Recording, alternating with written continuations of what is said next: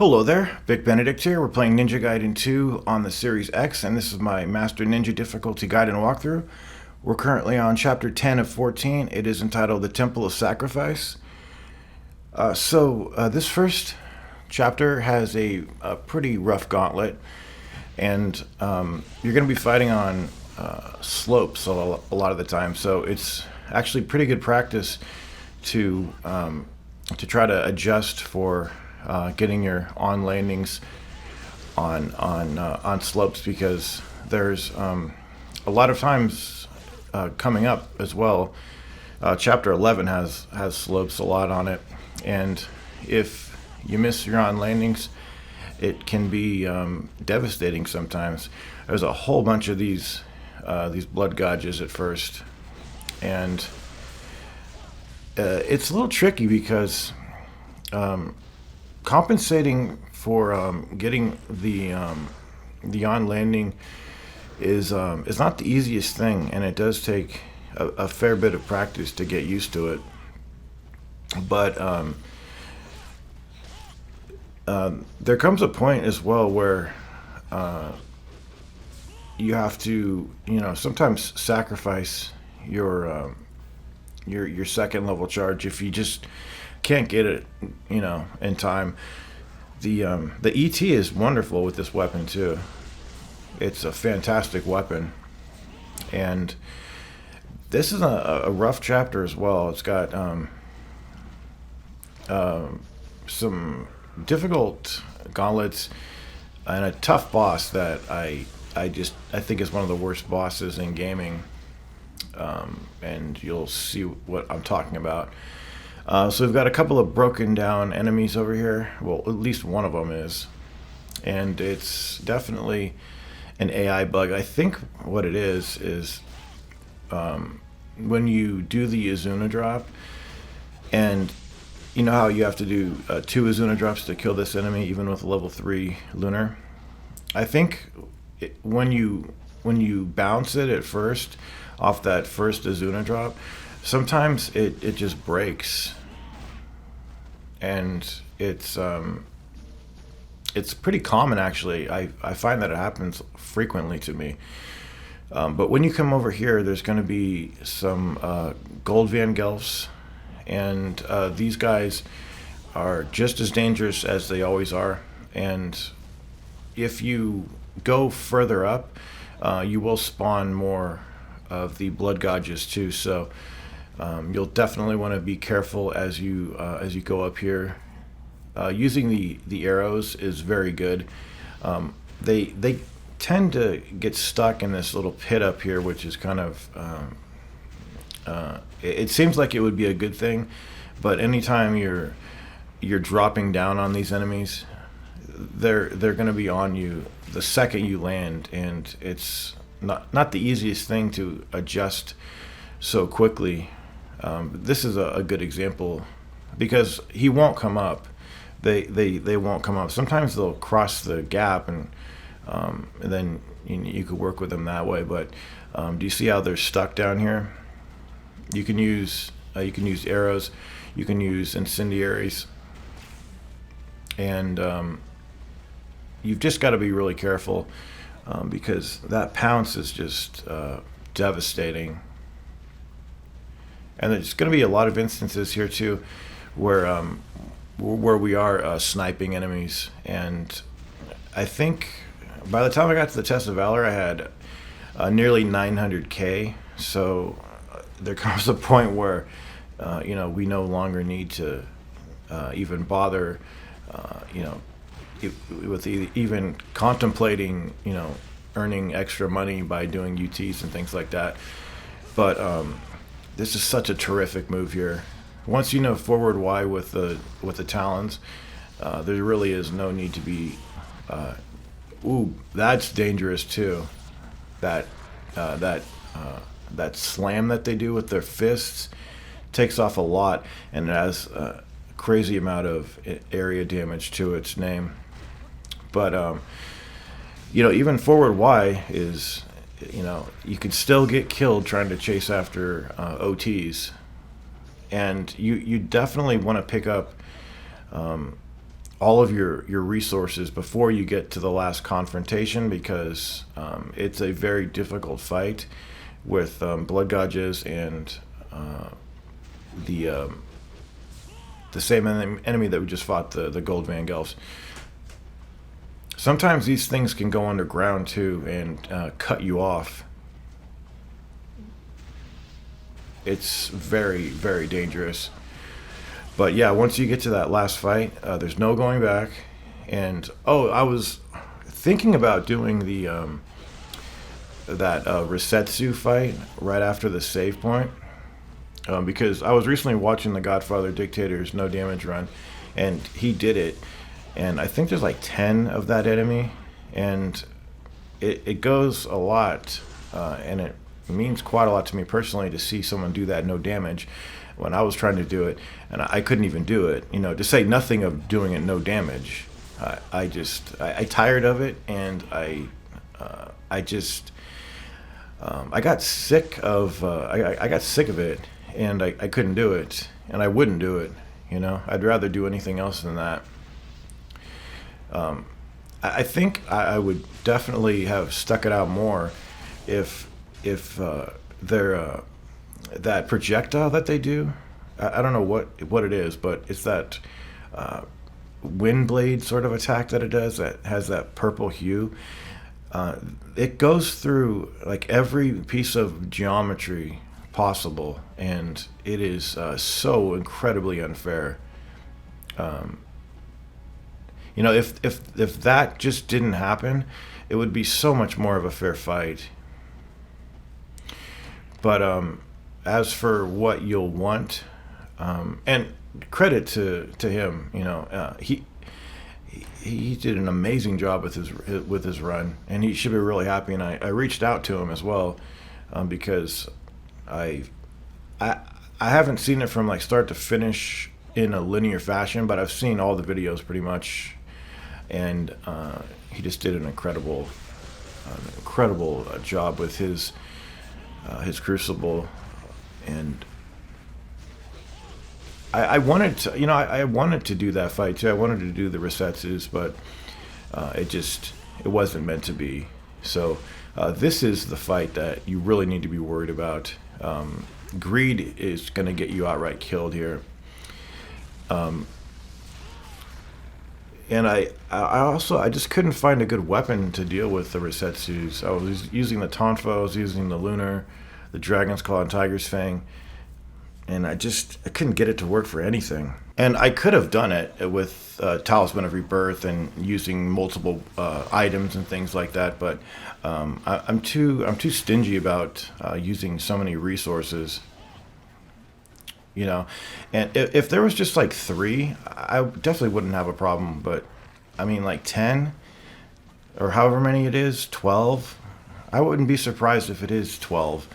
You know, that's just overkill. And they, like I was saying, you can hide wherever you want to, but they'll throw their projectile through everything. So, and it's not like you can't adjust to it and, you know, move out of the way and things like that. But I found it incredibly unfair. And let me try to think about what's coming up over here. There's a couple of boring fights. There's and they're mandatory as well, unfortunately. But do you see how dangerous this is? There's so many of these enemies, and using those incendiary shurikens is quite helpful. And you're going to get more of them as well. So don't overbuy them.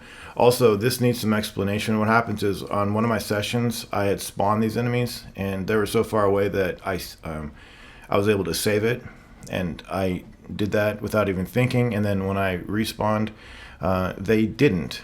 Oh, they're here? Oh, no, they are here. I'm sorry. They're here.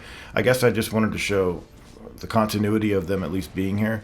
But actually, what's a good idea is actually to spawn them, save it, and then reload. And then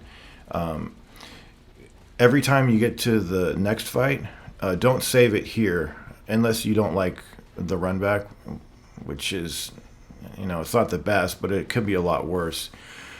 So ideally what you would want to do is don't heal at that save station. Why do I say save station? It's like we're fucking playing Dead Space or something. I keep saying that. Save statue. What I would do is after you do this fight, then heal at the save statue over here, and that's gonna give you a heal. You do take very marginal damage from going in this acid bed down here, and this is a forced fight as well. And they give you incendiaries over here, so you definitely want to avail yourself of them.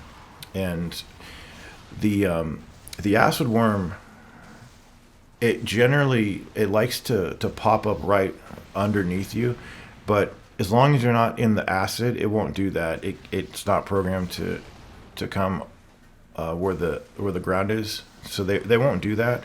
But it's very dangerous to just haphazardly do charges, because they do 2 attacks where they'll lap up some acid and then they spit these balls of acid at you. You can guard it, but it will break your guard and deal you some moderate damage. And if you get staggered by a couple of those, I think it's about half your life is going to be gone real fast. But I would highly recommend doing this fight and then healing yourself at the nearby save statue after this. And don't forget the grains and the mushroom that are before this area. You can pick those up. I'm not sure how many incendiaries it takes to kill them, but realize they can be killed to them. Probably takes half a dozen or so. This enemy is worth quite a lot too. If you get a UT at base level, I think it's 3,500. But this enemy is not as easy as it might look, because it doesn't move around a lot. It takes its time, but if you get staggered by those acid balls, you're in big trouble. And the bugs spawn indefinitely over here too as well. Also, you are going to see when I clear this room, I'm going to go back and save it, and then when I come back through this room, you'll notice that all of the enemies have respawned. It's because this is one of those areas where the enemies will spawn indefinitely. But as long as you clear it once, you can proceed and interact with the column. There is a move too. I was watching The Godfather, his video, and that the jumping Y attack with the scythe has a lot of iframes when you land, and you can do that if you really are worried about getting damaged. But it's such a slow move that you're not going to want to do it when there's a lot of things going on in the background. He also did a really terrific discovery on the post-Zidonius 2 encounter. Right after that fight, they put some mines there, and it looks like you have to take damage over there. Well, he found out that I think it was you jump, you shuriken cancel, and this was with the dragon sword. You jump, you shuriken cancel, you do the flying swallow, and then I believe you can do the flying swallow again, and you can cross that gap. So that was a good discovery. And on his run, he was talking. There's a player that did a no damage to walkthrough as well, but he got damaged on the part that I just mentioned, and he's a great player. He also skipped quite a lot of fights, did a lot of that, but it's not anything to take away from his run. But his run was mislabeled because he did take damage, and if you take damage, you can't label it no damage. But here are the enemies all spawning again. But see how nice it is to get that heal. And I'm not sure if there are other no damage runs as well. for Ninja Gaiden 2. Now this fight up here, oh, I'm sorry. There's one thing to do down here. This is optional. There's a bunch of bugs down here. These ones here. And there's a box with a static pickup of blue orbs down there, if you want that. But yeah, I never thought of doing the jumping Y attack with the scythe. That's an interesting move. Also, this fight that I was just gonna mention, there's a room full of these worms up here, and I think it's mandatory. I don't know though, this down here, because I don't think that I killed all of these enemies, because at one point when I had a couple left, I went back and got that grains that I hadn't picked up yet because I was really low on health. And then when I came back to this room, well, I can't remember what happened. We'll have to see what happened, but I don't know if you have to do this. What I think I remember doing a long time ago is spawning the fight, running back and saving it, and then coming back here. And I think at that point the enemies will be gone permanently, and you can open the door. So you notice that they glitch out a lot too. Oh man, taking some hits over here. There's also a loop too, I think, on this, but I forgot. It's like if you press Y repeatedly, you can loop them, and they can't move too much. But okay, so there's me using a grains, knowing that I have a grains back there. And I'm not sure about how this works. All I know is that this is not fun, and it's, it's bad because of that. Oh man, I hate when they come right under you. Okay, so at this point, I wanted to get the grains. Oh no, I wanted to get this, I guess. Okay, so there's some health, and I think I'm gonna backtrack because I do recall that that move right there. See how I did not get hit when I landed.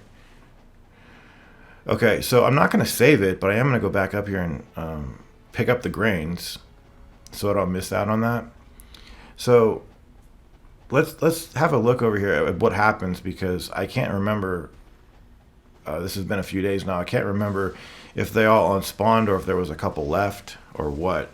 So let's have a look over here.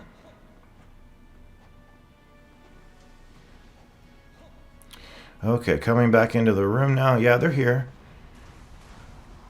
But it looks like there's more than there were before. I have no idea. And I thought, can I just leave? And maybe you can leave. Maybe you don't have to do that. I don't know, guys. I seriously don't know.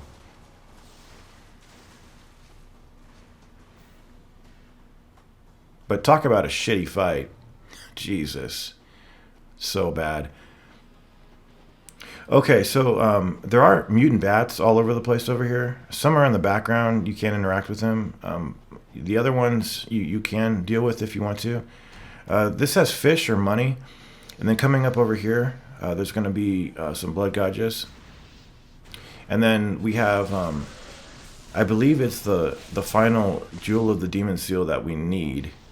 So here we go, enemy breaking down again.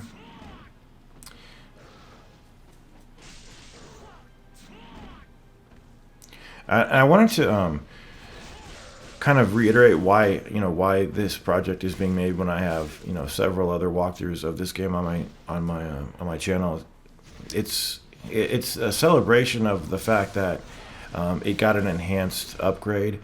A few years ago, it might be 4 or 5 years ago at this point, but I really wanted to have some clean, good 4K footage of the game, in its best form that it currently exists and probably will ever exist. Yeah, breaking down again.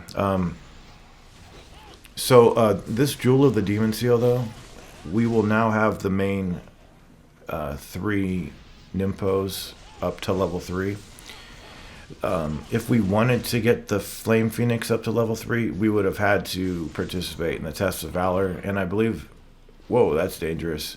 I believe the Tests of Valor that reward you with a Jewel of the Demon Seal are going to be really rough ones. I'm talking about like Red Dragon, that kind of enemy.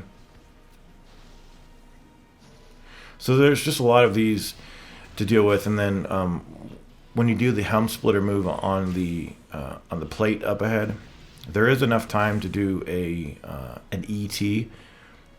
So I would probably recommend using the Tonfa, because a Tonfa ET is going to get you hopefully a few kills, because what's going to happen is the Godges are going to rush right at you. There's nowhere near as many on this spawn as there was on the previous spawn. And it is kind of a shame that the Flame Phoenix is such a useless Nympho. I mean, I know the genesis of it. You know, it's in the vein of the Fire Wheels magic from the other games, but it really doesn't. I don't feel like it had, like, whoever made it. It just they didn't seem to be able to focus on the purpose of why it exists in the first place. Okay, so here's the Jewel of the Demon Seal. Look at our money. I've never had that much money either, and it's mainly because of I never knew that if you got more combo points, you got more money. I just never knew that. So, okay, so over here there's some arrows, and I would recommend sniping these enemies. You're inevitably going to have to drag the essence over here. So don't quite fall down unless you want to. But I really wish this was more consistent. Somebody was mentioning to me that it is 1-to-1. Like, if you shoot the cannon does get destroyed, and if you shoot the chainsaw gets destroyed. But that has not been my experience whatsoever. Sometimes it is like that, but in my experience, it's generally you don't destroy what you want to destroy. And I really wish it was 1-to-1, because then it would make for a lot more of an enjoyable experience with this enemy, because you essentially gimp it when you destroy its cannon. And there's a ton of these down here too as well. See, there was a good example of it working.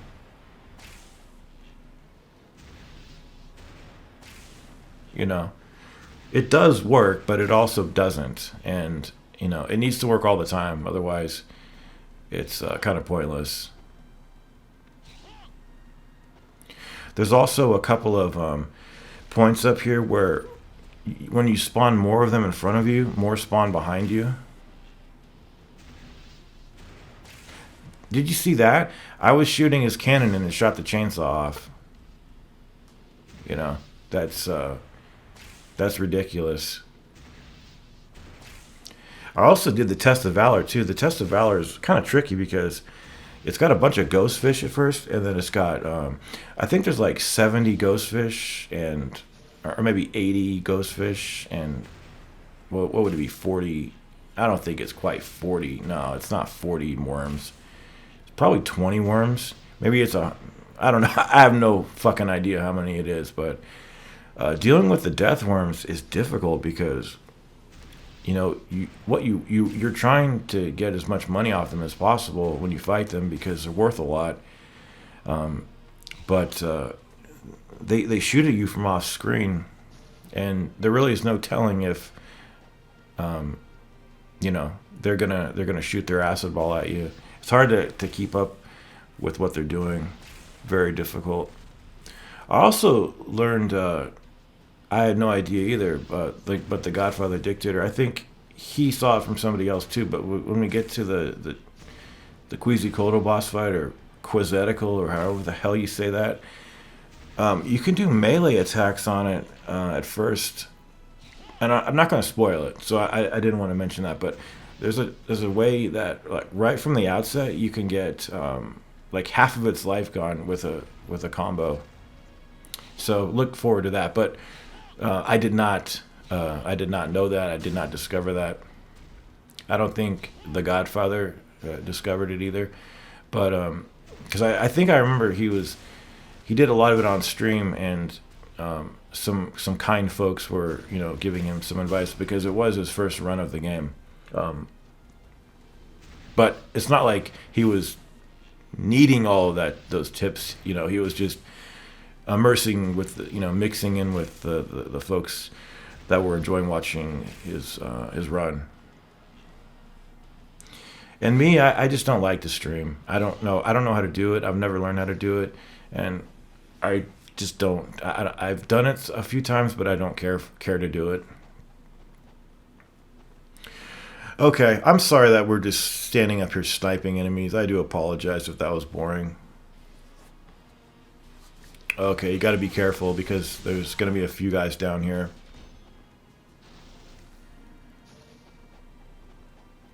Okay, so when you get up to about here, see how they cut you off? There's a few more spawning back here.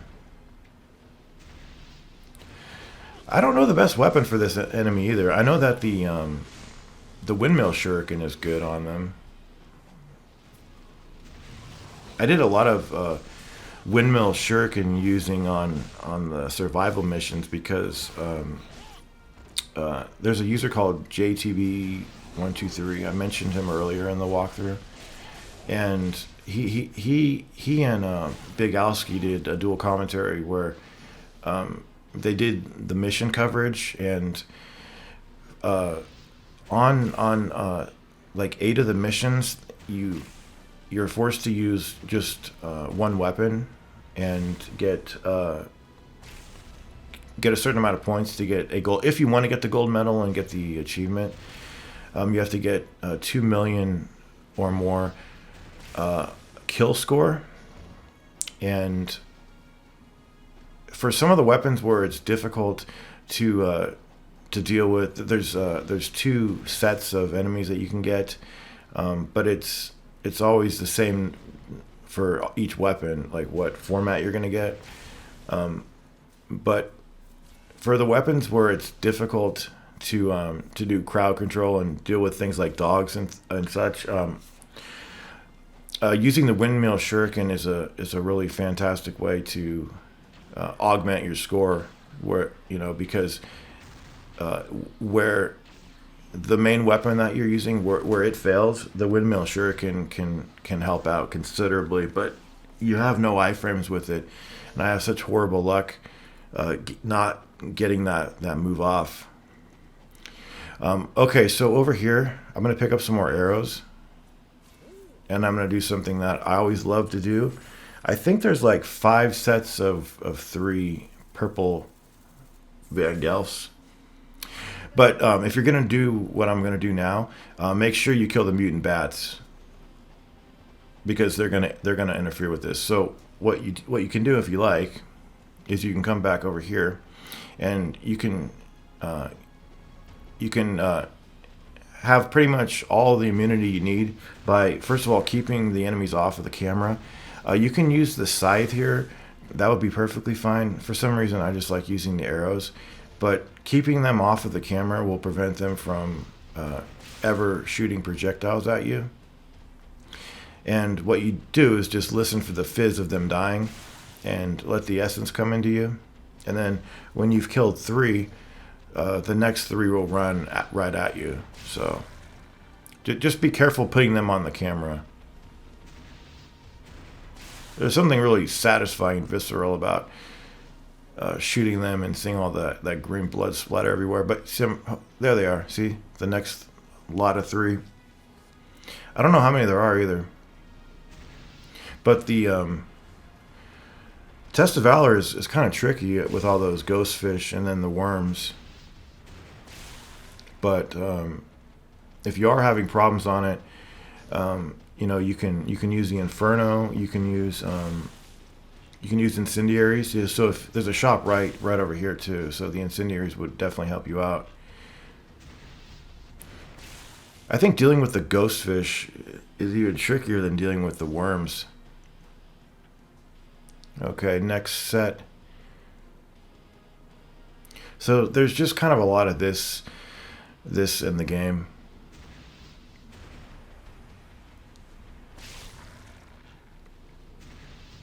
What else was I gonna say? Can't remember. JTB's method. Well, he's a great player. But I think what I was gonna say though is that I really really hate the survival missions on mission mode. I've I've I've got 2 million. Essentially, I got the gold medal on 3 of the weapons of 8. But I just find it incredibly difficult to play the way that you need to get those medals, because there is an element of needing luck, and I really resent that fact, because if you've never seen the missions, they have there's green essence in these missions, which they bolster your combo multiplier, so that you can get up to 5 times as much essence as you normally would, and karma points that you need.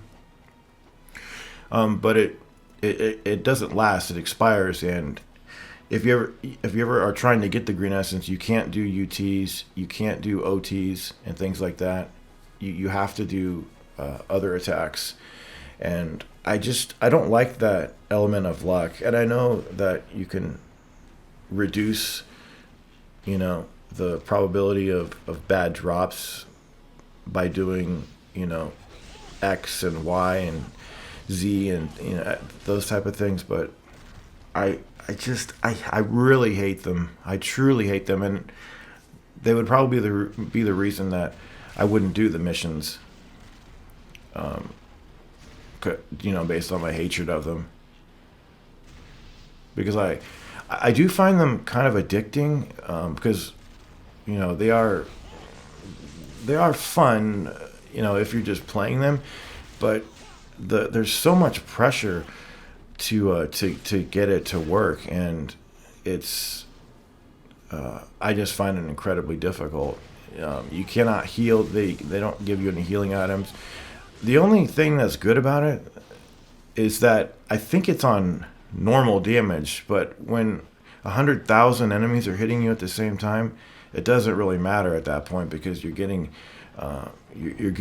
so much damage constantly. You can deal out a lot of damage, but you have to on the one hand try to get health. You need blue essence, but there's so much urgency to use the blue essence to charge attacks. So it's just one of those things. But JTB, he did a fantastic job on it, and he feels that it should be like 3 million that you should have to get, or 5 million. And here I'm thinking, even 1 million is too much to ask, because that's how awful I am in it. All right, I did have to put an edit in the commentary because I forgot where I was, and my game was also bugging out at some point. So, I know this part.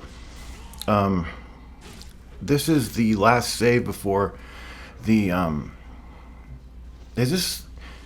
Oh yeah, this is the area right next to the Test of Valor, and it has a lot of these enemies that spawn from that net over there to the right, and then they also spawn at the opening of the structure that you need to go into in just a moment's time.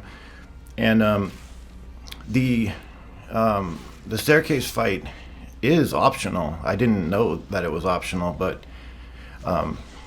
you do not have to do it if you don't want to.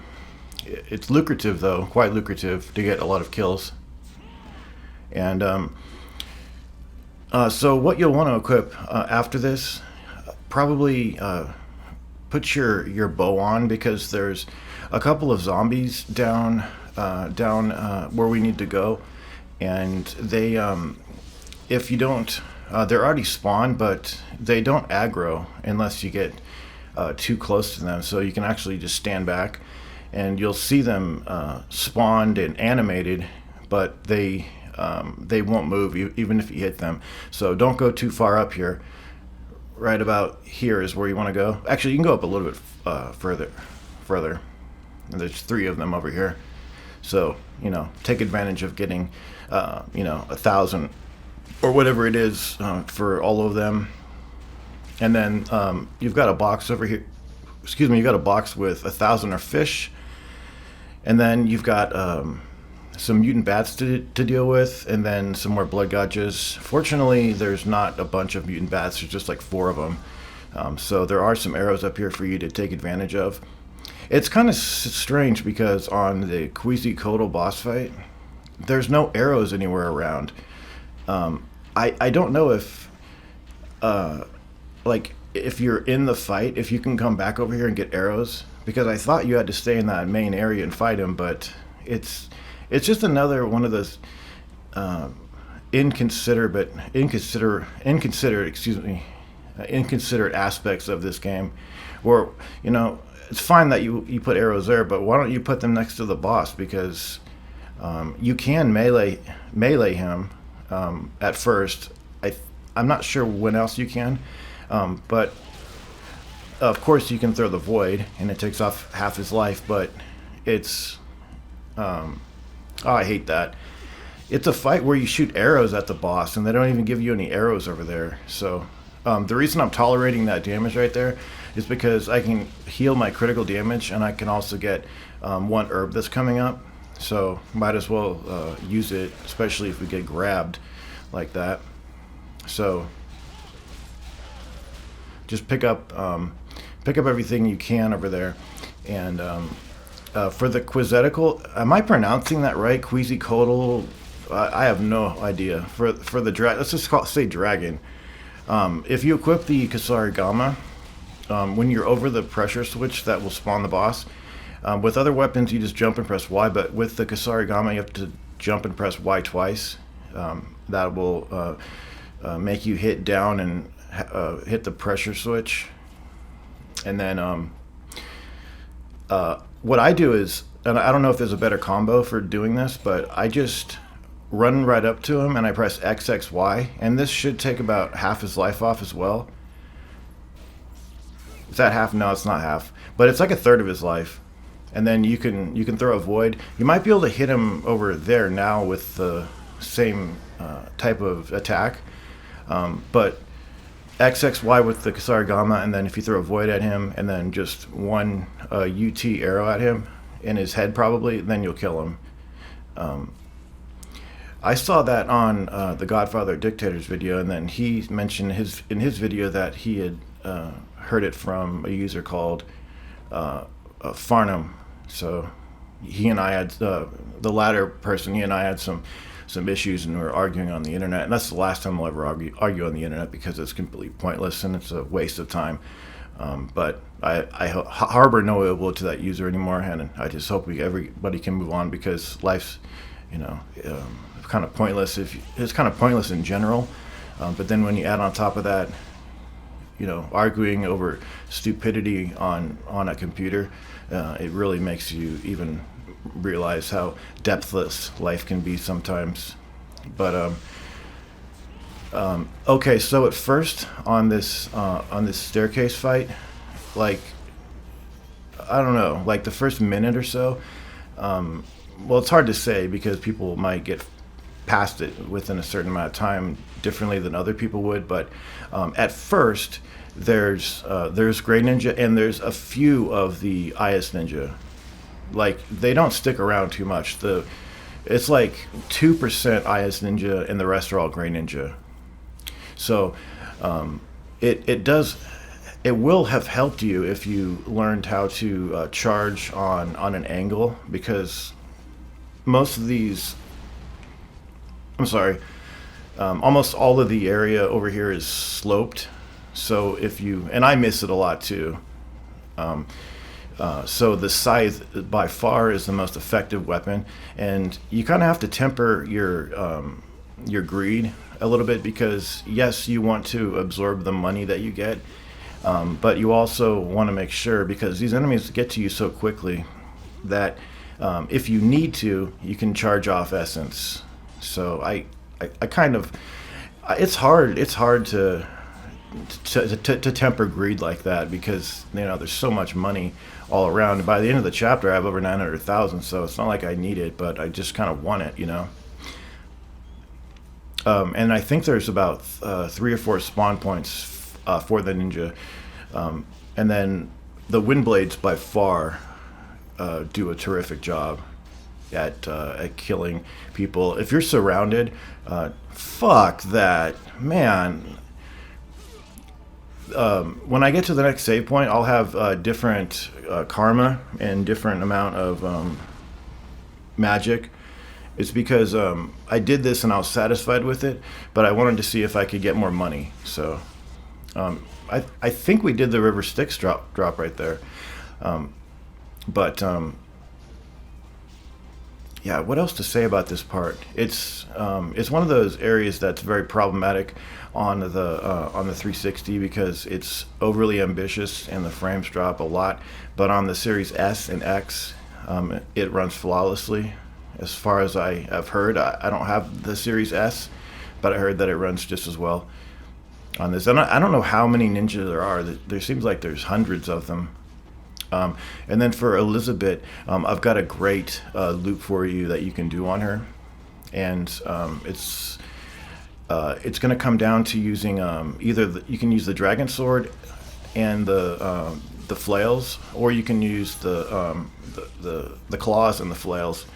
And the reason for the dragon sword or the claws is because you want to do the she's like Alma in the earlier games, where you get a random chance when she's in the air doing magic attacks, or in the earlier games she was like throwing columns or something, but you get a random chance of hitting her out of the air and stunning her, just like Alma. And if you can do that and quickly switch to the flails, there's a really good loop that you can do on her, and it's quite easy. And if you want to kill her in the fastest way possible, make sure that you have your flails leveled up to level 3. If you're consistent with the inputs, it won't matter. But if you just want to do it a lot faster, have it up to level 3. And if you don't want to do it, you can do scythe UTs. You can, if you want to as well, on the Godfather Dictator's no damage run. What I saw him do, he just simply fly swallowed with the claws, and he got the job done as well. Elizabeth is one of the worst bosses in the game, and one of the worst bosses I've ever played on any game. I think she's ridiculous for the iframes that she has. But that's why I have no respect for the fight whatsoever. So, when you come up here, there's going to be one guy around the corner. So I'm kind of backing off because I know he's up here. Where was he? There he is. But try to wind path off him and stun him, and then the incendiaries are really good as well for getting some quick kills that could possibly, hopefully, lead to blue and red essence for you. But this is the last barrage of these guys, and yeah. So if you don't want to do that loop, make sure that look at those wind. You know the thing about getting double wind paths and things like that. What was that, like 6 wind paths? I'm gonna have to rewatch that because that was just glorious. When I remember doing that, and I just saw it again. It's like, that is a lot of wind paths right there. And we just got a couple more guys. Oh, there is a fight before Elizabeth too, a shit fight. So this didn't turn out too bad. I actually got less money going through it again, trying to get more money. So, and I used items too, so it didn't work out nearly as well as I was hoping that it would. And this chest up here either has fish or 1,000. What do we get? Hopefully we get the fish. Nah. So anyway, come on down in here, and you're gonna want to probably keep on the claws, and then use the forward Y to kill every one of these enemies. And if you want to incorporate some UTs, go for it.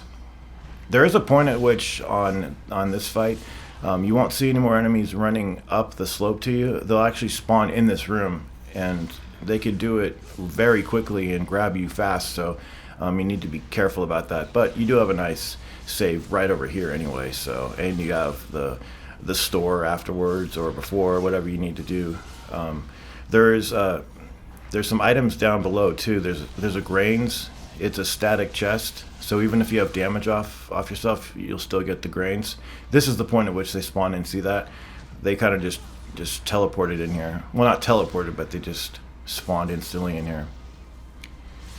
And also, you'll get your magic back from a chest, but you won't need any magic on Elizabeth.